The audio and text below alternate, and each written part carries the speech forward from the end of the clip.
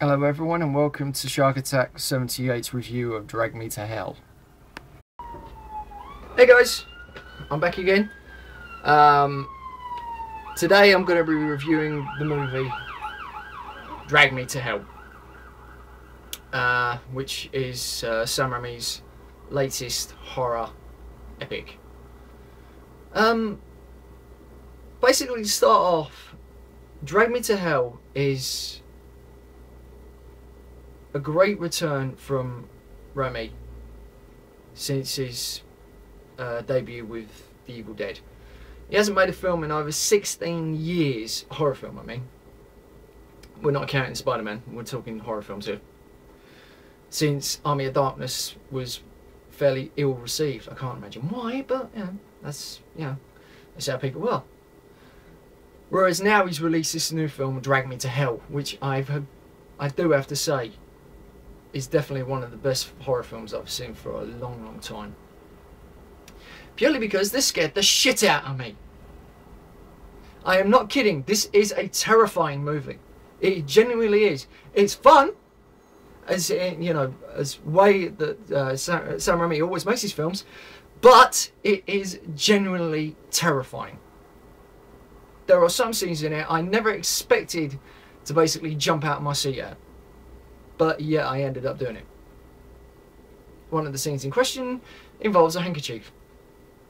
I'm not going to tell you anything about it, okay? I'm not going to spoil the scares. You're just going to have to watch them for yourself. But I will tell you, you will be both pleasantly surprised and be shocked at what you see on that screen. Now, if you don't know the story by now, then I'll briefly tell you.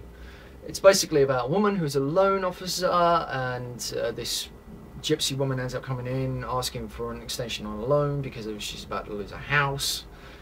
The loan officer refuses her, and the old woman basically says to her that you've shamed me, and she curses her by taking a certain artifact and basically cursing it with the Lama, or as it's called, which is basically a demon from hell. And she tells her that she does actually say certain words. You become begging for my help. Well, not exactly them words, but somewhat like that. And genuinely, by the end, the character is wanting that help, because this curse that she's got on her is possibly the worst curse ever in the history of black magic curses, gypsy curses, whatever.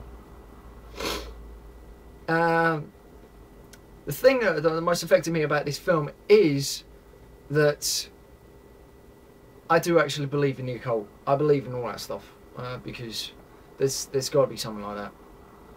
And the fact that this film really touches on that was one of the things that genuinely scared me.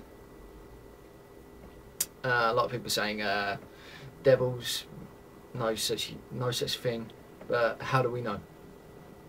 How do we genuinely know? How do we know that what happens to us in the previous life? What happens to us in our life that we end up losing right about now?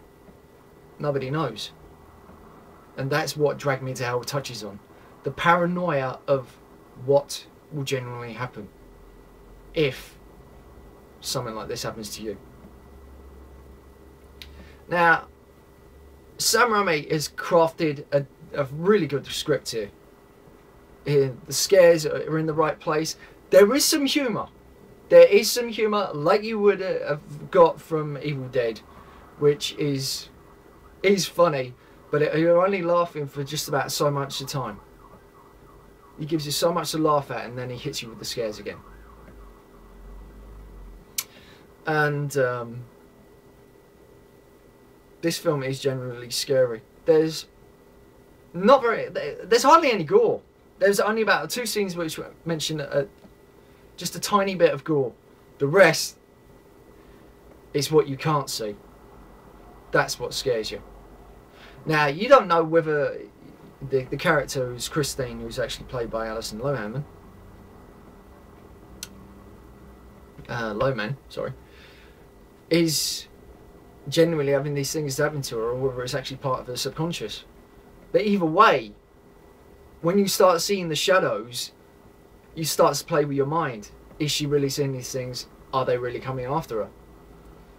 And that's another thing that chills you to the bone. When you do realise that these shadows are genuinely coming after her. But it's all about what can she do to break this.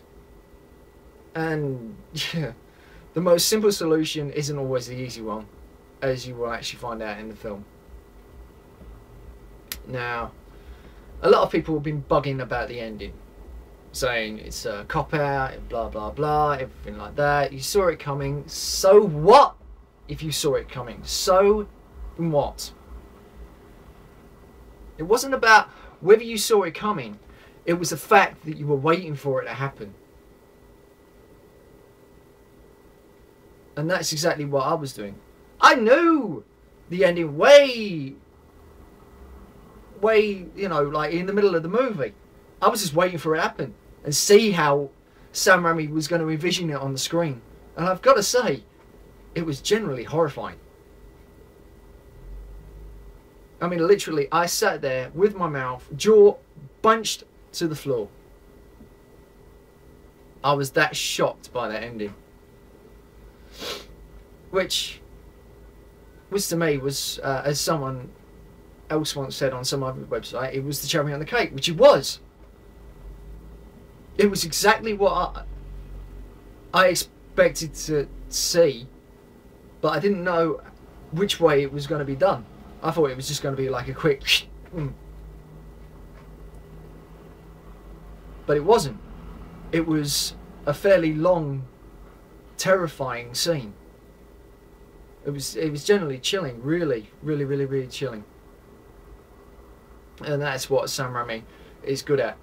Grabbing you by the scruff of your neck and drag you kicking to your knees. And Drag Me to Hell was no exception. Drag Me to Hell was possibly his best film to date. Right up there with The Evil Dead. Easily. I mean, yeah, he's done other great films, Simple Plan, all that. But nothing as good as the horror movies that he churns out. I much prefer Sam Raimi doing horror, because he's great at it, and this film proves it. Now, you can say what you want about the film, but at the end of the day, if you're not scared by this, then you don't have any emotion in your body. You don't have any bones. You don't have anything to genuinely be scared, because this is a really terrifying film. It's fun, but it's a serious white-knuckle terrifier that basically will easily become one in my collection when it comes out. I love it. And my best bet for you is to basically see this while you still can. If you're going to go and see it, go and see it at the cinema. Don't see it on DVD. Purely for the fact is you don't feel the same ambience in the film as you do at the cinema.